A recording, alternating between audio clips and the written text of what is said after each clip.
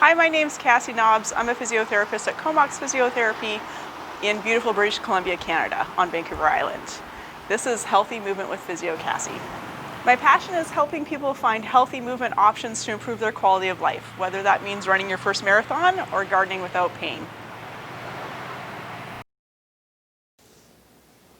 Hi there, welcome to my channel and welcome to my injury prevention series for runners. This is meant to be a 4 to 5 video series looking at things such as dynamic warm-up, running form and drills, core strengthening, and training progression. The series was inspired by the Couch to 5K program with the Comox Valley Roadrunners. Please look them up on Facebook if you have any other inquiries about that group. The intended audience is the Couch to 5K audience. So I'm looking at the beginner runner or the runner who maybe hasn't run in a long time or maybe ran a lot in the 80s and knows things have changed a bit, to the runner who is an intermediate and maybe hasn't had a lot of coaching. So if you fall into those categories, great, hang on. These should be really good videos. If you're a more elite runner who has had a lot of coaching in the past, these videos may be a bit basic for you. Here we go. This particular video is targeted for dynamic warm-up, but as the first video in the series, I am going to be dedicating a bit of time right now to just discussing injury to a certain extent. In running, we often talk about injuries as running injuries that are really their overuse injuries, and that's what I'm going to be talking about and referring to in this video series. I'm not referring to the traumatic injuries, the ones where you rolled your ankle and sprained it, and now you have to have a 6-week period to recover, and so on and so forth. Anybody can have that happen. You can fall, you can stick your hand out, and yeah, that is an injury, but that's not what we're talking about here. What we're talking about here are overuse injuries, injuries that gradually come on over time, usually related to something that's going on while you're running, whether it's you're not warming up well enough, which is what today's video is about. Perhaps your form isn't great. That'll be the next video. Maybe you don't have enough underlying strength to really support your body and your structure while you're running. That'll be another video. And then of course there's training progression, which will be my last video. So let's get started with dynamic warm-up. I'm a big fan of learning the whys as well as the hows. So this first part of the video is going to be about the whys. Why do we do a dynamic warm-up? What does it do to help to prevent overuse injuries? That sort of thing. If you're not into the whys, please skip forward to the hows, which is the demonstration of a dynamic warm-up. There are lots of different types of dynamic warm-ups. I'm just going to give you one example. That will be listed in the description for this video, and you should be able to jump forward to that time mark and just jump right into the dynamic warm-up piece. So why do we do a dynamic warm-up? Well, warm-up is exactly what it is. We're warming up the body. So we're actually increasing our internal body temperature. By increasing our internal body temperature, you're improving the pliability of your tissues. So imagine an elastic band that has been sitting in the freezer. It's not very extensible. If you do pull it apart, it might pull apart, but it doesn't come back together very easily. Our muscles are a little bit the same way, and so are our tendons and ligaments, any other tissues that have collagen in them. So the warmer our tissues are, the less prone they are to injury as we load them. So point number one, why do a dynamic warm-up? Because it warms up the tissue and it increases the extensibility of that tissue and makes it less prone to injury during use. The other thing that a dynamic warm-up does is it helps to lubricate the tissues.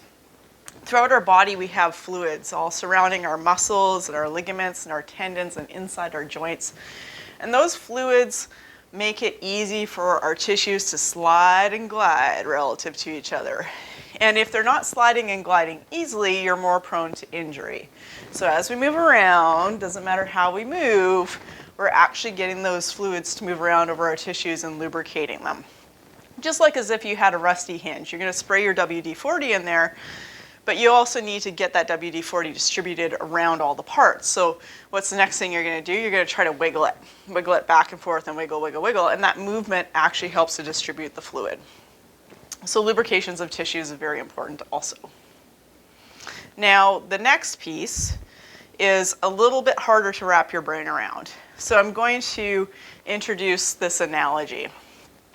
So if you've ever gone car shopping and you decide that you want to buy car X in red, and that's the car that you really, really want, but you can't quite decide.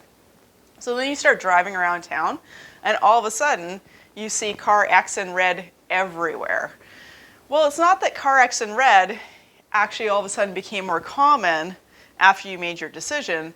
It's just that your brain, your nervous system, is now primed to recognize or look for that car.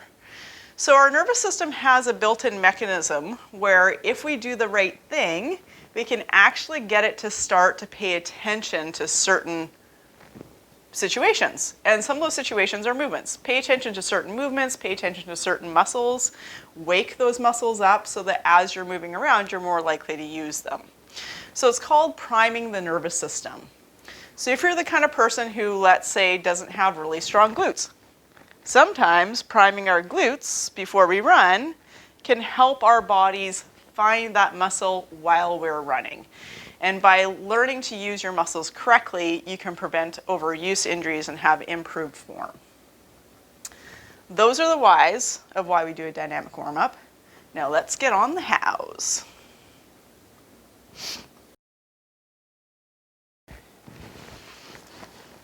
So this is the how portion of the dynamic warm-up. It's my intention to go through my typical list of dynamic warm-up exercises that I do with most of my clients. Usually we cherry pick from this list. We don't necessarily do them all. The goal is to choose a selection of exercises that builds into a dynamic warm-up of approximately 5 to 6 minutes, which you would then go on to do some form drills after that and then go for your run. Form is the next video. Okay, so I've got my interval timer set up on my phone. I'm going to hit my start button. It will start in 5, 4, 3, 2, 1. So the first dynamic warm-up exercise, up on the toes, these are called toe walks. So you're just walking along, your glutes should be engaged, your legs are nice and straight, and you're just up on your toes. I also call this Barbie legs, because it's like Barbie's legs, right? And what's the point of this? The point is it's a nice, slow, controlled exercises to get your feet warmed up. It also gets your calves warmed up. Calves are very, very, very, very important to good running form. You can't have good running form without having strong calves. More about that later. So that's 30 seconds of toe walks. 30 seconds of heel walks. Here we go. So, tightening the bum, legs are relatively straight. You're really pushing your hips forward as you do this. So you're not hanging out back here, pushing those hips forward. Oop, just nearly fell over. As I go around, I'm going to keep doing this for about 30 seconds. And why the heel walks? Well, it warms up the shin muscles, which I'm sure you'll feel them burning a little bit, and it also gets the glutes going, and it's a nice gentle way to get started. Okay, so 30 seconds of heel walks done. This next exercise I call the thigh grab. So the goal here is to pull your knee up toward your chest as you lift up onto your heel. So 30 seconds of thigh grab. Here we go. Up, up. Now what this does is it helps to warm up your hips a little bit. Starts helping you find some hip range of motion. It's a little quicker and a little bit more dynamic than what we've done so far, in that we're actually actively lifting up on the heel. It will challenge your balance a little bit potentially. So if you need to slow down, go slower, and you might not be able to grab onto the thigh. You might have to stay a little lower here. But just keep trying to bring the knee up. If you can, grab on and pull in a little extra. There's your 30 seconds. Here comes 30 seconds of what I call the glute pull. So you're going to grab onto your shin, lift up onto your toes, up onto your toes, up onto your toes. So it's very much like the thigh grab, but now we're adding a little rotation at the hip. And as you can see, I'm taking very small steps. These are not intended to be big step exercises. You're just basically placing one foot down just slightly in front of the other as you go along. And you can probably hear it, just with that little bit of warming up, I'm starting to get a little breathy. All right, 2 more steps, and there's our 30 seconds. The next exercise is 30 seconds of quad pull. I'm going to warn you, I'm not great at this one because my quads are really tight. So the idea here is similar to the thigh grab and the glute pull, except we're going to stretch the quad. So foot comes up, grab on, up onto your toes, place the foot down. Grab on, arm goes up onto your toes, place the foot down. Now, this is very balancy.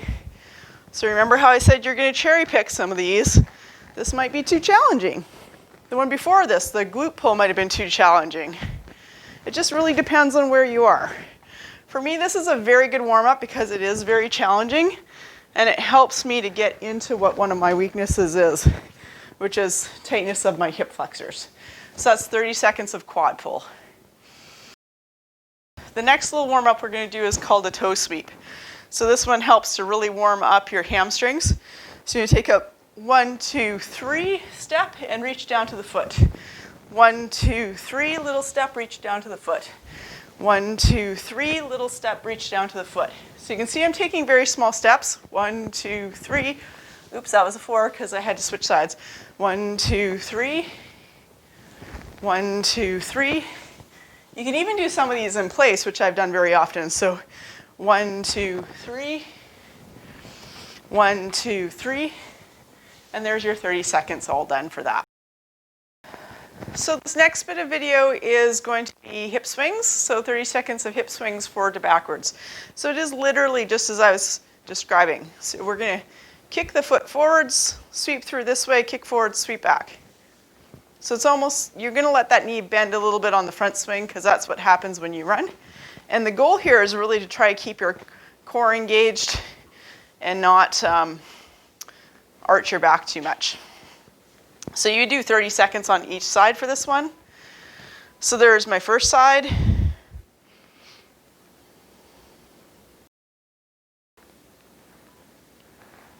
"30 seconds of hip swings, side 2. Okay, so sweeping through and back.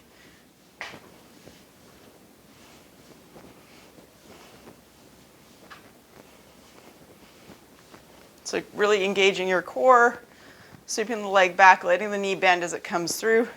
One side probably doesn't look the same as the other, and that's okay. We're all a little asymmetrical. We want to try to make ourselves as symmetrical as possible, but that's all right if it's not perfect.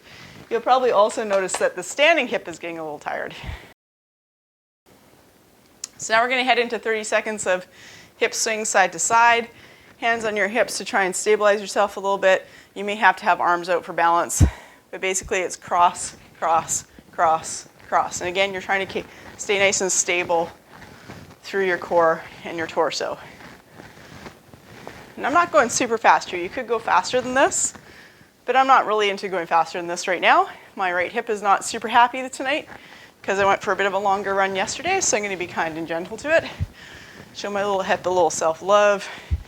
So I'm just basically trying to swing in front of my body, out. In front of my body, out. And so you can touch your toe down to the side if you need to. So that's the first side. So now we're going to switch sides. Here we go, side 2, number 2 on hip swing side to side. So arms out if you need them, switching legs. So I'm on to swinging my left leg, stabilizing on my right leg. So my right hip is likely to get pretty tired here. If my balance is a little bit challenged, it's okay to use my arms. If you want to challenge yourself a little bit more, you're going to put your hands on your hips. Then you can't use your arms to help balance. If this arm motion is even a little difficult, you're going to swing out, touch, come across, swing out, touch, come across, swing out, touch. There's your 30 seconds up. So a lot of people struggle with this next one. It's called skipping, and it's a low, fast skip. So here comes your 30 seconds. So skip, skip. It's almost in place, okay? So you're not trying to make big steps, and your foot barely leaves the ground. And you want to get your arms involved if you can. And you're just going to keep going for 30 seconds. Now the goal here is a high knee and also a nice straight push-off leg as best as you can. And you're going to do that for about 30 seconds. It's interesting because I did do a longer run than I've done in a long time yesterday. These warm-up exercises actually feel, there's your 30 seconds, feel like a bit of a challenge. So this next version of skipping, same mechanics, just you're going to try to go up high. So up, up. So rather than fast, the focus is high. And you can do this in place, like I'm doing it now, or you can get a little bit of forward movement, but you want to be very careful about the foot landing underneath you, because as the foot lands underneath you, that's reinforcing some of the things that we're going to talk about in the form video. 30 seconds of walking lunge. Sounds just like what it is. So stepping forwards, little lunge, up, step through, little lunge, up, step through, little lunge, up. Keep going for your 30 seconds. If you don't have a lot of space, you can do this in place. So you're going to step forwards, little lunge, back, forwards, little lunge, back. I like to mix it up with a step back, little lunge, forwards, step back, little lunge, forwards, forwards, little lunge, back, forwards, little lunge, back. Or like I said, you could do the whole thing, your whole 30 seconds as a walking lunge. The next version of the lunge I'm going to demonstrate in place as well, though it can be done as a walking lunge, and that's a lunge with rotation. So you're going to step, your arms crossed, little lunge, and as you lunge, you're going to rotate over the front leg. Step, rotate. Step, rotate. Now what you don't want to be doing is shifting your hips a lot as you rotate. So the rotation should come purely from your rib cage. It's a very small motion. It's only about 20 degrees. Anything farther than that is going to make your hips destabilize, and that's not what we want. We want stable hips, not wobbly hips. And like I said, that can also be done as 30 seconds of walking lunge with rotation. So this exercise is 30 seconds of squats, wide stance, and down and in, down, up, down, up. Super simple. Trying to keep your back pretty flat. Weights towards the heels so that your glutes are engaged. What we shouldn't be seeing is the knees going forwards. It's really all about sticking your bum out back. Back flat, sticking your bum out back. You'll notice that my torso towards the bottom of my lunge, or pardon me, my squat, is about at a 45-degree angle. And there's 30 seconds of squats. Last but not least, we're going to do 30 seconds of grapevine or karaoke, some people call this. So it's front, back, crossovers, front, back, crossovers, front, back, front. I'm not going to say it out loud anymore. Crossing over, switching front to back. Being in the smaller space is kind of messing with my timing of what I'm saying, but we're just going to keep doing this crossover. Just keep alternating between crossing over in front, crossing over and back. You can go slower or you can go faster. And you just want to repeat that for 30 seconds. And that's your 30 seconds of grapevine. And now we're done the whole of the dynamic warm-up as I tend to present it to runners. Whew. Remember, when you do the dynamic warm-up, you're going to cherry pick the warm-up exercises that work best for you. Some of these are going to be too challenging in terms of balance. Leave those. You can get to those later. Don't feel bad if you can't do all of these. That's not what's important. What's important is that you're getting your body moving in different ways and in different planes of motion consistently for about 5 to 6 minutes to warm up your core, get those tissues lubricated, and to wake up your nervous system. I hope that helps. So how do you put all this information together and how do you use it for your running? A dynamic warm-up is meant to be about 5 to 6 minutes before you go out for your run. I usually add into that 5 to 6 minutes of the dynamic warm-up plus some drill work. Drills are in the next video. And then go for your run after that. But 5 to 6 minutes of your dynamic warm-up, go for your run, that's pretty good. Now, dynamic warm-ups vary a lot from coach to coach, and there are tons and tons and tons of ways that you can do a dynamic warm-up, including just dancing. Dancing in your kitchen for 5 to 6 minutes. That's better than nothing, but please do warm up. If you're going to use the dynamic warm-up exercises in this video, ideally you would start with the toe walks and the heel walks, which are a little bit easier, and the exercises get a little harder as you go along. Now, you might find a threshold or an exercise that you can't do very well that's very, very difficult. That's not the right one for you. What you want to be doing is some easy ones feeding into some harder ones, but even the harder ones should be doable but a little bit challenging. If the exercise is too hard, leave it for now. You might be able to come back to it later. So 5 to 6 minutes in total. Cherry pick what you like. Add in what you like on your own. Use your imagination. It's all good. I hope that's helpful, and happy running. Finally, here comes the awkward self-promotion piece. I do one-on-one consultations all the time for runners, other types of athletes, regular Joes, grandmas just trying to get up off the ground. If you're interested in having a consultation with me, those can be done in person. We have COVID protocols in place for that if you're in the Comox Valley area. If you're not in the Comox Valley area, I am doing telehealth consultations, and as you can see, the video format actually works pretty well. And you could even take a video of yourself running and send it to me. I could analyze it and send the video analysis back to you. I hope that's helpful. If you are interested in booking an appointment, please contact us through comoxphysio.com. Thank you.